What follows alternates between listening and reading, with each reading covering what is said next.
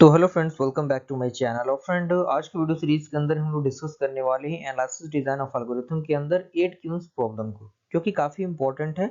और इस जो टॉपिक है इसको हम ज्यादा कॉम्प्लेक्स बनाने से पहले इसको काफी इजी बना देंगे, और कम से कम आप इतनी चीजों को लिख देंगे तो 8 क्यून्स का जो क्वेश्चन आता है एग्जामिनेशन में उसमें कोई दिक्कत परेशानी आपको नहीं होगी। ओके, सबसे पहले आपको क्या करना है, 8 रोज और 8 कॉलम्स को आपको बना लेना है। क्योंकि 8 क्यून्स कर रहा है, अगर 4 क्यून्स अगर कहता तो आप और 4 बाई 4 यानी 4 रोज और 4 कॉलम की क्या करते हैं, एक चार्ट को प्रिपेयर करते हैं। तो आप देख सकते हैं यहाँ पे 1 2 3 4 5 6 7 8 एंड यहाँ पे कॉलम में 1 2 3 4 5 6 7 8 आपको लिखा गया है। उसके बाद आपको क्या करना है, ये आपको ड्रॉ कर देना है। और यहाँ से देखिए, फर्स्ट रो फर्स्ट रो में यहाँ पे 4 नंबर के पास आपका Q1 होगा। फिर यहाँ पे सेकेंड रो में 6 के पास यानी सेकेंड रो के अंदर Q2 होगा। 3 आपका जो रो है उसमें आपका क्या होगा, 8 के जस्ट नीचे यानी 3 स्टेप नीचे हमारा क्या होगा, Q3 होगा। उसी तरह से 4 के जस्ट एक कॉलम छोड़ के दूसरे कॉलम में हमारा क्या होगा, Q4 होगा। उसी तरीके से 7 के पास हमारा Q5 होगा, यहाँ पे Q6, यहाँ पे Q7, यहाँ पे Q8। तो इस तरीके से इस डायग्राम को अगर आप एग्जामिनेशन में बना देते हैं तो 8 क्यून्स प्रॉब्लम का जो क्वेश्चन है वो आप इतना बना देंगे तो कम से कम नंबर आपको थोड़े बहुत मिल ही जाएंगे, कोई दिक्कत परेशानी आपको नहीं होगी।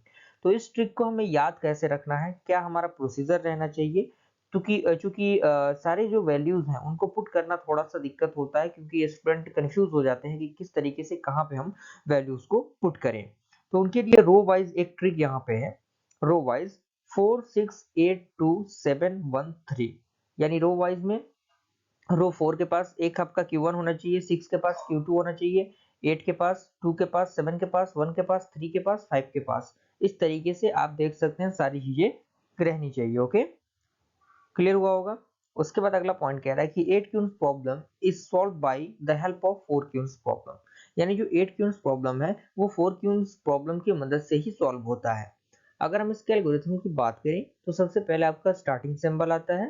सेकंड आपका कह रहा है कि if the two queens placed in the place of I, J and K, L, they are on the same diagonal, that means if I minus j is equal to k minus 1 और j plus 1 is equal to k plus 1, ये आपके conditions हैं। therefore two queues line on the duplicate diagonal if and only if the j minus l is equal to k minus l, और ये आपका execute हो जाएगा यानी stop हो जाएगा।